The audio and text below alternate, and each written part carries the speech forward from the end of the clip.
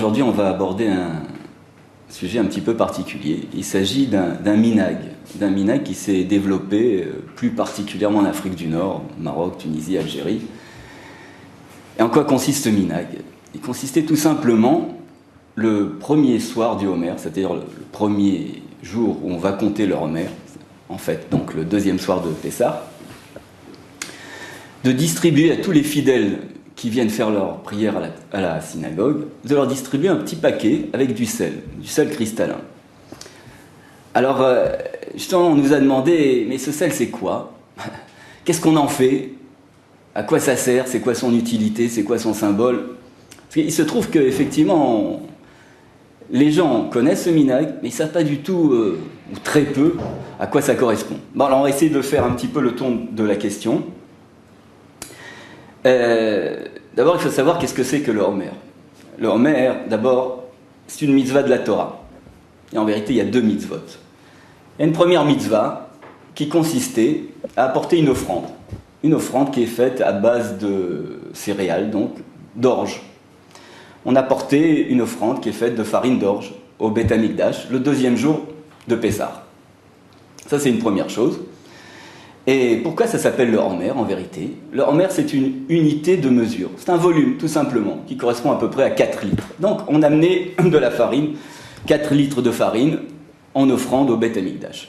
Ça, c'est une première chose. Deuxième chose, au même moment, c'est-à-dire le même jour, on commençait le compte du Homer. C'est-à-dire premier jour du Homer, deuxième jour du Homer, pendant 49 jours, jusqu'à Shavuot. Et à Shavuot, on apportait une deuxième offrande, qui cette fois-ci était faite de farine de blé. Voilà, donc maintenant on a deux choses. On a premièrement apporté une offrande au Beth Amikdash et commencé à compter jusqu'à Shavuot. Il se trouve que malheureusement de nos jours on n'a plus de Beth Amikdash. Donc par voie de conséquence on ne peut plus apporter l'offrande du Homer. Par contre on peut continuer à compter. Quel rapport avec le sel? Alors il se trouve que aussi il est écrit Al-Kol Korbancha Takriv Melach. Comme ça, c'est une règle. Quand on était au Beth Amikdash, chaque fois qu'on amenait un korban, c'est-à-dire un sacrifice, chaque fois qu'on amenait une offrande, on l'accompagnait de sel. Alors, de nos jours, on ne peut plus apporter d'offrande. Par contre, on peut compter le Homer. C'était donc en vérité une occasion de marquer le coup. C'est-à-dire que nous comptons le Homer. Malheureusement, nous ne pouvons plus apporter d'offrande, mais on va apporter un siman, on va apporter un remès, c'est-à-dire une allusion au fait que ce conte du Homer, il démarrait avec une offrande. Donc ça, c'est déjà la première raison pour laquelle on marque ce premier jour du conte du Homer par la présence de sel. Maintenant, à quoi il sert ce sel? Qu'est-ce qu'il a de particulier? Alors si on regarde dans les Sfarim, dans les livres qui parlent de ce minhag, c'est marqué là-bas que ce sel, c'est une ségoula. En réalité, c'est un moyen de quoi? C'est un moyen de se sauver de beaucoup de petits malheurs qui peuvent arriver dans la vie de tout le monde. C'est aussi un moyen d'avoir la bracha, c'est-à-dire la bénédiction, la tzlacha, la réussite. Et surtout, c'est marqué, c'est très bon pour la parnassa. Donc, a priori, ça vaut vraiment la peine. Maintenant, il faudrait essayer de comprendre, d'abord, en quoi le sel a ce pouvoir de nous amener autant de bénédictions et de nous sauver d'autant de malheurs. On pourrait croire, vous savez, comme tous ces minhag, tout ce qu'on raconte, des choses comme ça, c'est une ségoula, ça aide, ça marche, ça te protège. On pourrait croire que c'est, comme on dit en hébreu, si pourrait safta.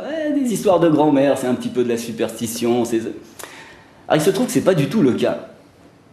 C'est pas du tout le cas parce qu'on voit que l'effet protecteur du sel est ramené dans la halacha. C'est tout à fait étonnant, mais c'est très sérieux. Alors où est-ce qu'on voit ça? On voit ça dans les Ilchot Betsiatapat. Qu'est-ce que c'est Ilchot Betsiatapat? C'est les halachot qui nous disent comment on doit faire la bénédiction sur le pain, comment on doit rompre le pain, comment on doit le distribuer, etc. Et là-bas, c'est marqué dans le Shulchan Aruch. Donc le Mechaber, l'auteur du Shulchan Aruch, nous dit que chaque fois qu'on va manger du pain, et qu'on va faire la bénédiction à Motzi Lechem Minaret sur le pain, eh bien on doit tremper ce pain dans du sel. Et la raison, elle est très simple. C'est qu'en vérité, à l'époque de la Gemara, le pain n'était pas de très bonne qualité. Donc pour raviver le goût, on le trempait dans le sel. C'est tout à fait matériel, en vérité. Et pourquoi? L'irvod abracha, on va faire une bénédiction sur quelque chose, il convient de faire une bénédiction sur quelque chose qui est mechouba, je veux dire qui est honorable. Ça, c'est la première raison. Très bien. Maintenant, le Mechaber, sur place, dit que de nos jours, en vérité, le pain maintenant est de bonne qualité, il a déjà un bon goût, il est déjà relevé, donc on n'a plus besoin d'apporter, de le tremper dans le sel. A priori, jusqu'à maintenant, aucun rapport avec le Homer et le sel du Homer. Toutefois, au même endroit, le Rama vient préciser quelque chose. C'est vrai que pour raviver le goût du pain, on n'a plus besoin d'apporter de sel, on n'a plus besoin de le tremper dans le sel. Mais malgré tout, ce pain, avant de le manger, on va quand même le tremper dans le sel. Pourquoi? Il dit tout simplement, comme on a déjà rapporté il y a quelques instants, c'est marqué « Alkol korban cha takriv melar ». Chaque fois que tu amènes un korban, un sacrifice, tu amènes aussi du sel. Quel rapport avec le pain?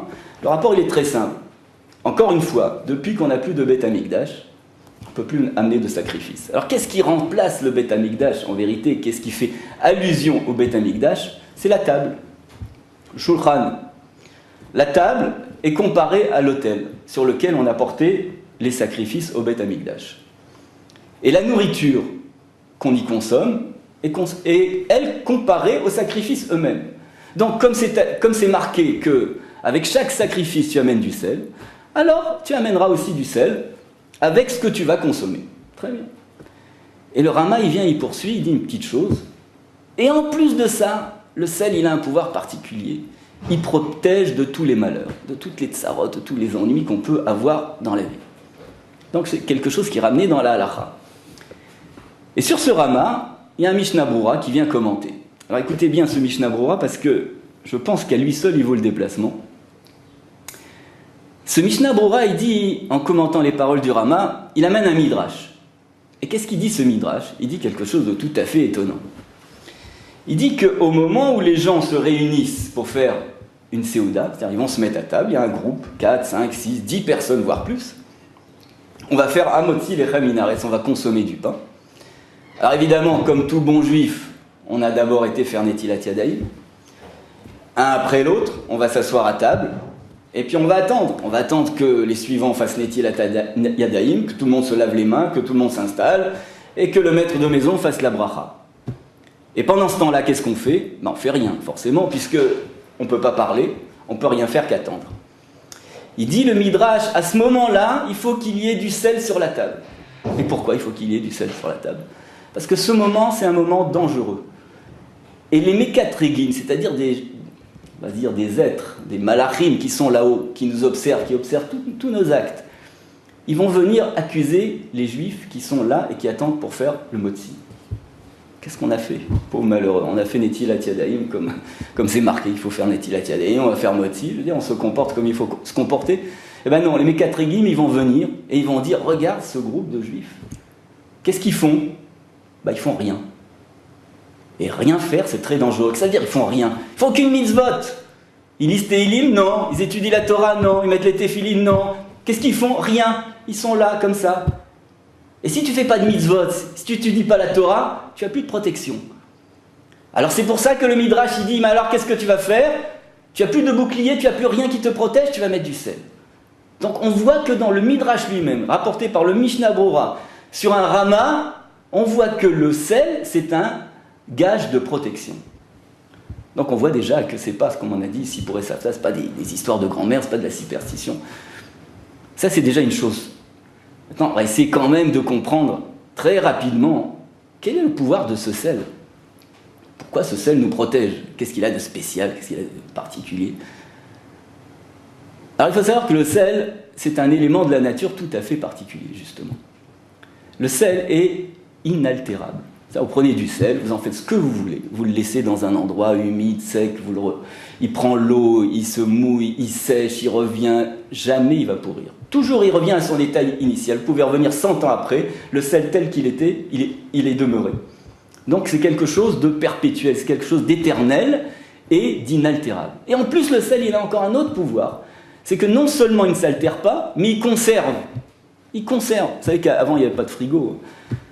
La viande, le poisson, qu'est-ce qu'on en faisait? Pour le conserver, on le mettait dans le sel. poisson, on le faisait macérer, la viande, on la faisait sécher dans le sel. C'est un élément qui ne s'altère pas et qui conserve. Alors, c'est la raison pour laquelle l'alliance qu'on a avec Akadosh Baruch Hu, l'alliance qui a été prise au moment de Matan Torah, elle est qualifiée de Brit Melar, alliance de sel. C'est-à-dire que l'alliance qui a été conclue avec Akadosh Baruch Hu, c'est une alliance éternelle, c'est une alliance inaltérable. Quoi qu'il se passe, quoi qu'il arrive, quoi qu'on fasse, quoi que, jamais Akadosh Baruch Hu il va nous abandonner. On a une alliance inaltérable et éternelle avec Akadosh Baruch Hu. Donc chaque fois qu'on manque de protection, chaque fois que, en vérité, le moment est un petit peu difficile, ou même en règle générale, chaque fois qu'on a besoin de dire « mais je fais partie du peuple d'Akadosh Baruch Hu et j'ai une alliance conclue avec lui », alors j'amène le sel. Et ce sel, c'est le siman, c'est le symbole que j'ai une alliance avec Akadosh Baruch Hu et que Akadosh Baruch Hu il nous protège. Donc en réalité, il y a encore beaucoup de choses à dire. Je ne sais pas si on a le temps, encore quelques secondes. Je vois qu'on a le temps, allez, quelques secondes. On ne va pas s'allonger, juste rapporter encore une petite chose. Il y a une autre mitzvah dans laquelle il nous est conseillé d'accomplir cette mitzvah en présence de sel. C'est marqué dans le Ben Ishraï qu'au moment où on va faire Bdikat Hametz, vous savez, quand on fait Bdikat Hametz, on va rechercher dans toute la maison si jamais on n'aurait pas oublié un peu de Hametz, du pain, un biscuit ou quoi que ce soit. Alors qu'est-ce qu'on fait? Avant de se promener, on a l'habitude de mettre 10 petits morceaux de pain dans la maison, et qu'on a caché évidemment, et qu'on a charge d'aller chercher et retrouver. Et on se promène donc avec un plateau pour les récupérer, pour ramener ces petits morceaux de pain. Le Ben Ishraï dit, sur ce plateau tu mets du sel. Pourquoi? Parce que c'est une mitzvah très importante. Et comme c'est une mitzvah très importante, alors le Yetzer Hara il est derrière toi, il va essayer de t'empêcher de faire cette mitzvah. Pourquoi elle est très importante? C'est vraiment pas le sujet aujourd'hui. Et si je continue, on va me faire des remontrances. Alors donc, on ne va pas en parler. Mais simplement, il faut savoir que là aussi, il y a une raison de vouloir se protéger. Et comment on se protège? En mettant du sel qui est éternel et qui rappelle l'alliance qu'on a avec Akadosh Baruch Hu. Et juste une chose encore pour terminer, mais vraiment une seconde, c'est que Ben Ishraï dit qu'il y a encore autre chose avec le sel. Puisqu'il est éternel, ça veut dire que c'est un siman tov, c'est un bon siman, c'est un bon signe que l'année prochaine, on va encore se retrouver pour réaliser encore une fois cette mitzvah, et encore l'année prochaine, comme ça jusqu'à 120 ans. Voilà, c'est tout ce que je vous souhaite.